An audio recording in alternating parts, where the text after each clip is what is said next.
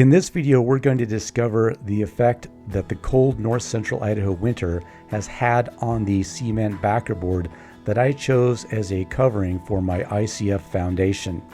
This is the first time I've been to the build site since finishing the subfloor, the first time I've been there in winter, and the first chance I've had to get any drone footage, so I thought I'd take you along as I make my way up the 400 vertical feet to the build site from the creek.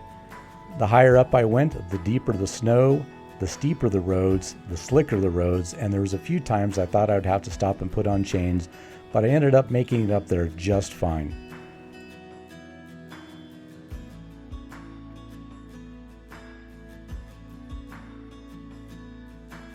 A number of people expressed concern that the freeze-thaw cycles might cause the cement backer board to crumble. But thus far, with temperatures dropping as low as minus 10 degrees Fahrenheit, and with current nighttime temperatures averaging below freezing at about 25 degrees Fahrenheit, while daytime temperatures go above freezing at about 45 degrees Fahrenheit, the cement backer board is holding up just fine. While I'm no longer concerned with the cement backer board holding up to winter, there are a couple of other things that do cause me some concern. First one being this particular sheet of subfloor. Now all of the subfloor was glued and screwed down except for this one sheet. It was left loose in case I wanted to dump a few loads of sand into the crawl space.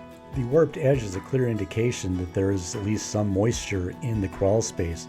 I'm not surprised by that. I was certainly expecting there to be some. I am still surprised that there's enough to cause this sheet of subfloor to warp. I had hoped to gain access into the crawl space just to check on the moisture level, but with snow covering the surface, it just seemed like there was too high a risk of damaging the plastic, and there was really nothing I could do about any level of moisture in the crawl space anyway, so it's just going to have to wait till spring. The real concern that I do have though is this warped edge going to continue to warp to the point of puncturing the plastic? That could be disastrous. Here is a concern that I can deal with on this trip. This penetration, which will eventually house water and power lines going from the well to the house, was left unconnected and unbackfilled for a couple of different reasons. It was just covered with a plastic bag that was taped to the penetration. But now I'm concerned that that bag could be punctured and snow melt in the spring will flow into the crawl space, further adding to my water issue. So while I'm here, I'm going to dig this back, clean it up, and put a proper cap on it. In actuality, the French drain with drain rock and filter fabric probably would make short work of any water trying to accumulate around here anyway. But putting the cap on will, I guess, give me a little bit more peace of mind and help me sleep better at night. As I have mentioned in previous videos, the bare minimum plan for the crawl space is to lay down a vapor barrier. This should have been done last fall, and that was my intention, and had I done so, I probably wouldn't have the warping subfloor issue that I find myself faced with now. Unfortunately, to do that required a lot of preparatory work that along with so many other things, I simply ran out of time to do. There, cap in place. And now I'd like to share with you an issue I had last summer that I hope to resolve for this coming spring. So this summer, to drain my tanks on my black and gray water tank on the RV, I use this Emaciator pump, which just hooks up to the outlet, and then I had a 3/4 inch hose that ran about 150 feet to my septic tank. At that point was probably still 6 inches or a foot maybe higher in elevation here. So once we're done pumping and pushing out all the gray water, we'd have to disconnect this, hold it up, and walk it along till we got to the septic tank inlet to drain it. Not ideal, did cause a little bit of spillage. It's just gray water, but still not very pleasant, not very delightful at all. And that's what we did. We couldn't leave the hose in place because it was still a working construction site with trucks and so forth coming in. So, yeah, not an ideal situation. This system works well if you're going to stay in one place for a long time. You're not going to be driving over the hose, and then when you're ready to go, you have a large supply of fresh water to clean out your hose. You don't have the nightmare that we did. Let me show you over where that septic tank is. Marissa would hold up the pump, and one of us would hold up, and the other one just walk that hose put it over to the septic tank inlet until we drain the hose out. So this here is the top of the septic tank and the inlet that we dump into.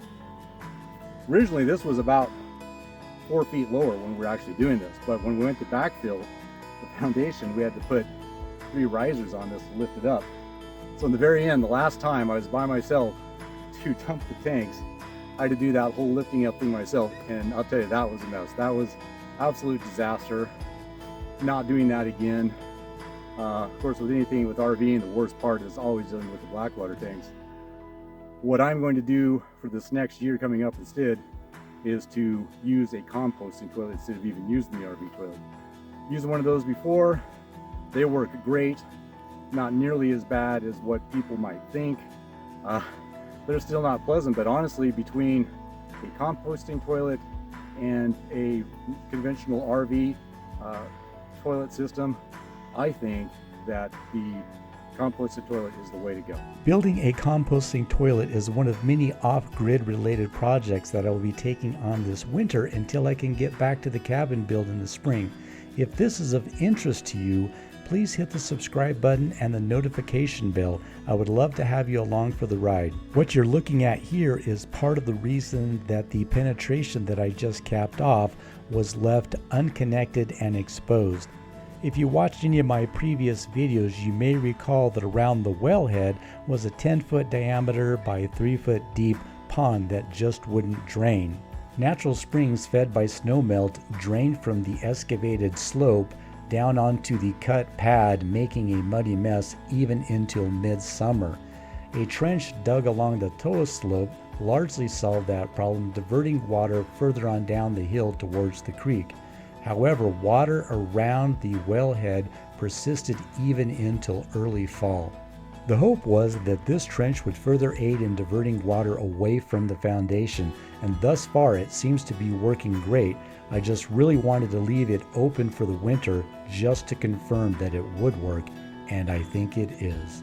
Well, this was a real quick overnight trip that included 10 hours of drive time. So as usual, I didn't get to do all the things I wanted to do, and certainly didn't get all the video footage that I wanted, but it did give me a feeling for how things are surviving the winter. So I guess mission accomplished.